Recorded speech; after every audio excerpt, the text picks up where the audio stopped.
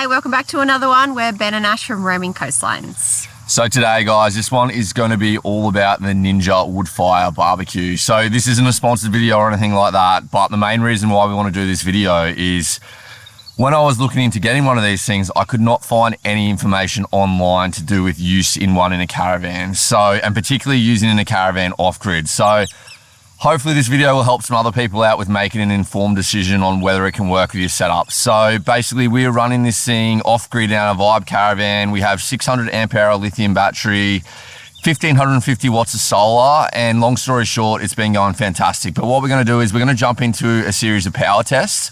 We're gonna test out all the different functions of the barbecues, give you guys a real case usage for how it works, and then you guys can make a decision too. Stick around to the end, we'll give you our thoughts. We've had the barbecue for about 6 or 8 weeks now, so we'll give you our thoughts on positives, negatives, everything like that. Hope you enjoy, guys. All right, first test cook with the Ninja. We've actually done this before, but I feel like if I wanted, the thing that I would want to see the most is how the smoking works and how much power that draws. So what we're gonna do is we've got it's about a 2 kilo brisket. We have put some spice rub on there, and we're gonna chuck it in there. One thing to note with this thing is it cooks it a lot quicker than if you were cooking with like a gas smoker or something at home. That's probably one thing that's caught us out. The first few times we've done it for dinner, and then it's been ready in the middle of the afternoon. So we're not putting it on till about 2 o'clock this afternoon to hopefully alleviate that problem. So yeah, the Ninja comes with this little temperature probe. So we're gonna pop that in there. We're gonna set it to 99 degrees, which is what I got off the Ninja website as a recipe. And yeah, we're gonna give it a crack and see how it goes. So one thing I didn't mention is for these tests, we're actually using a power meter. I just got it off Amazon, 20 bucks or so. And basically you plug that into the wall, then you plug the Ninja into that, and it records like the power usage with the smoking. So the Ninjas come with a couple packets of this Ninja Woodfire pellets. So we're going to use the Robust Blend one today, and basically what you do is you just pop in 1 cup, so they give you a little scoop here, into the smoking unit. So we'll chuck that in there now.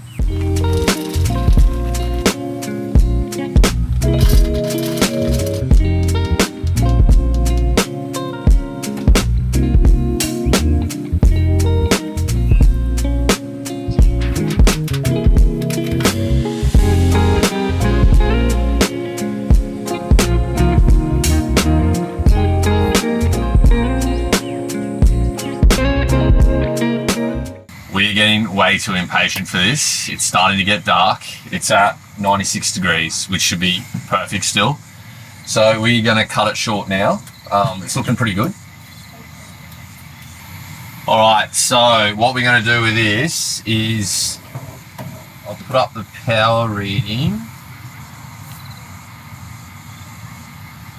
All right, so what I'm gonna do with all these is I'll put some conversions up on the screen, because obviously I can't work that out right now, but we are at 1.541 kilowatt hours. So conversion to 12 volts up on the screen, and I'll work out amps per hour as an average. But so that was for 4 hours and 57 minutes. So just under 5 hours. Whoa. Yes. Bacon oats for breakfast.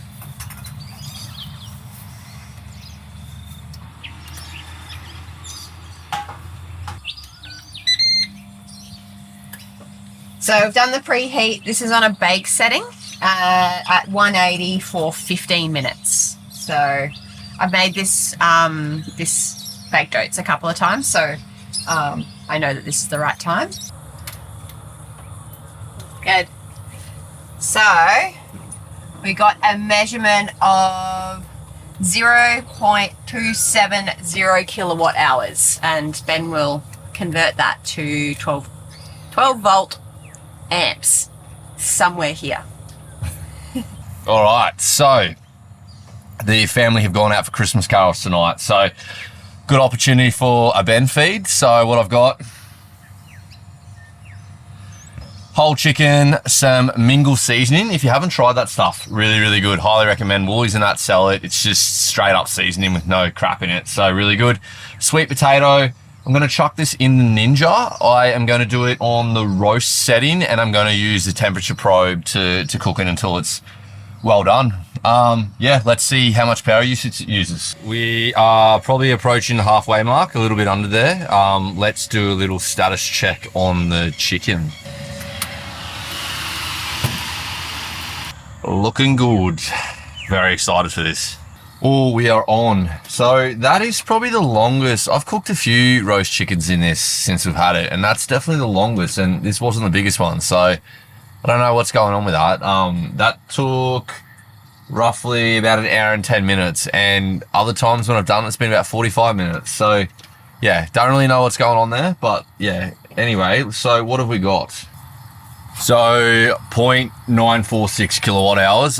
As per usual, I will do some conversions and stuff up on the screen and we'll see how that went. And for people wondering like real world usage, like obviously this is going to be a different use with everyone. Everyone's going to have different power systems, but for us, so we've got 600 amp hour lithium. When I started that, we were on about 95%. We're down at 80% now. So obviously not all that is used by the Ninja as well. Like we have just our regular life stuff running at the moment. So Starlink is running, the fridge is running, we've got lights on, I've used the water pump a lot, everything like that. So that's a kind of a real world usage. And to put that in comparison, when we cook on the induction cooker at night, like generally the battery runs down to around that 80%. So most nights we're around that 80% when we go to bed. And then that picks up again early in the morning. Obviously, if we've been running aircon and everything like that, it can be down a bit lower, but it shows you that the Ninja is not really any worse off to cook a meal like that than what it is to cook a decent meal on the induction cooker. So yeah, that's a pretty interesting one to kind of take note of. Another day, another test with a Ninja. So this is one we haven't actually done before. We're going to use the dehydrate function today to make beef jerky. So just following the recipe online on the Ninja website for this one. I've done jerky before, but never done it in this. So basically dehydrate function, but it also uses the smoker as well. So it basically says to set it to 75 degrees for up to 6 hours, but start checking in after 4 hours. So what we're going to do is we are going to chuck it in there and test it. I've got a cup of beef tri-tip, which I have marinated in some seasoning overnight. So I'm really excited to see how this one goes. I'm not so interested in the power draw because I think it's going to be pretty sweet, I would say, going off our smoking one the other day. But yeah, let's do it.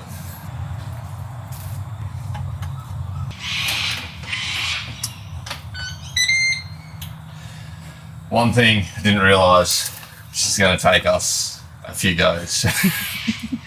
We're going to be dehydrating meat all night here, but very excited to see how this one turns out. So also I forgot to mention we're cooking up at the house today because it's very cloudy for one. The storm's predicted, so anyone that's been in Queensland lately, it's been so many massive storms. So instead of having to deal with it down there, I've chucked it up the house to make it easier, but we are still recording the power draw, so it should be exactly the same thing. What do you reckon? Never cooked jerky before, so I don't know.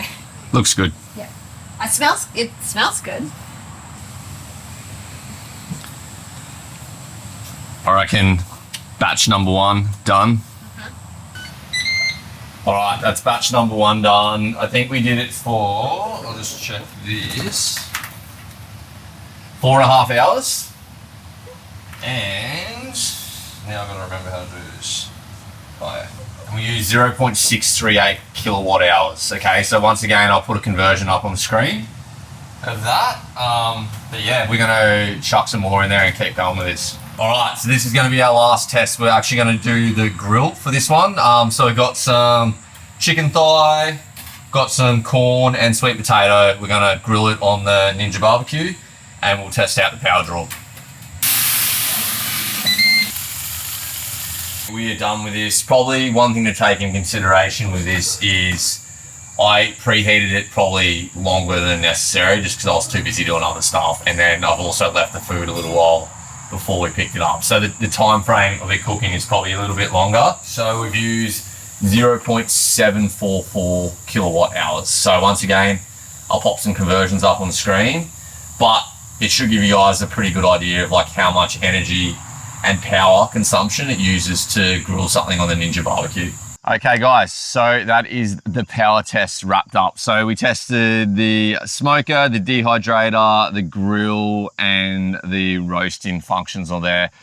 We've been using this thing for about 6 or 8 weeks now. So like the test didn't really surprise me. As a benchmark, we'd been kind of measuring the level compared to our induction cooker when we cook at night time. And I'd found that it was draining the battery pretty similar to what it took when we cooked a meal in an induction cooker at night. So basically we went to bed with the battery at a similar level. And for us with our setup like that, that was super fine. So yeah, I guess that's the consideration is you just have to monitor your battery. Yeah, but I think from kind of what we've learnt from this, we're already convinced like we were taking this thing permanently away either way. But like what this is kind of showing is if you have a decent battery setup, a good solar setup, like you're more than capable of being able to run this thing on the road full time.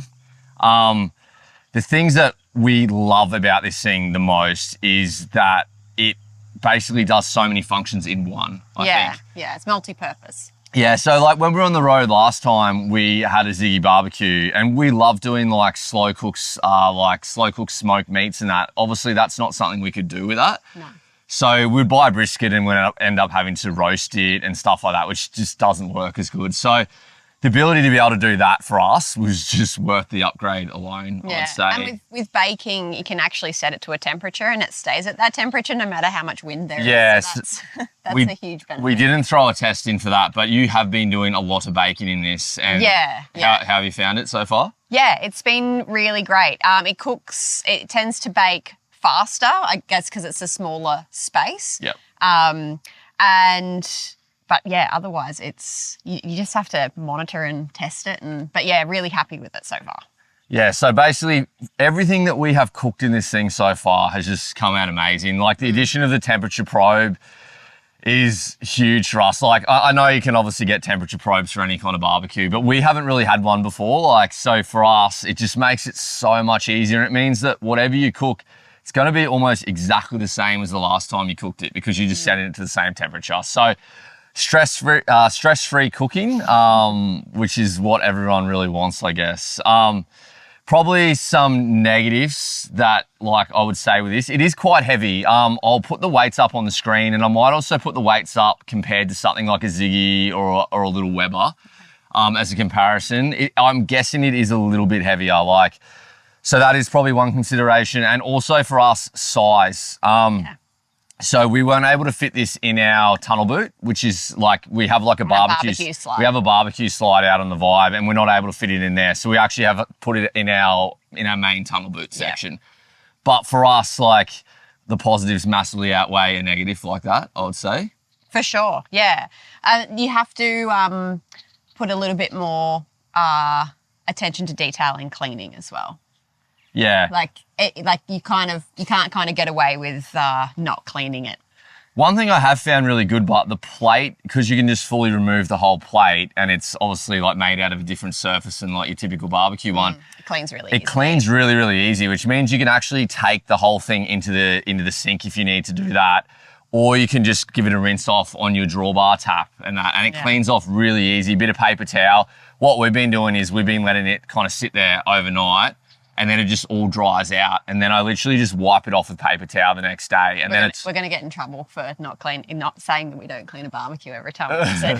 Well, it's a different surface than your traditional barbecue. So I found that that's been working really, really good for us. Just paper towel over while it's all dry and then just under the tap and just give it a rinse off. And it cleans up really, really good. It's like a non-stick surface. So seems to work really, really well. Another good one for us is we've been able to remove we had one single gas bottle on the front and we've been able to remove that now. So obviously, you know, the weight offset, we've able to take off the gas bottle off the front now. So I think that helps balance out the weight situation with the barbecue. Yeah, I think so. But overall, guys, really, really happy with this product. I'm guessing there's probably some other similar products out there on the market. We jumped for the Ninja one because I like the addition of the smoker as well, being able to do that. And the fact that like Ash had been wanting to get an air fryer for a while. And the fact that this does the air frying function as well. It just means that as everyone knows that travels on the road, it's so handy having something that is like a multi-use device, really. For sure, yeah. So- Space saving. Space saving, yeah. So although this product's a little bit bigger, you're also saving weight and space by not having other products. So I've chucked a link down below to the barbecue if anyone wants to check it out. Anyway, guys, I hope you guys enjoyed this video. I hope some people find this one interesting. I really wanted something like this when I was looking to buy one of these barbecues, and we ended up rolling the dice and just getting it. So hopefully this takes a little bit of the risk element out for other people in the future. Anyway, legends, I hope everyone is doing really, really well, and we'll see you in another video from the road soon. You.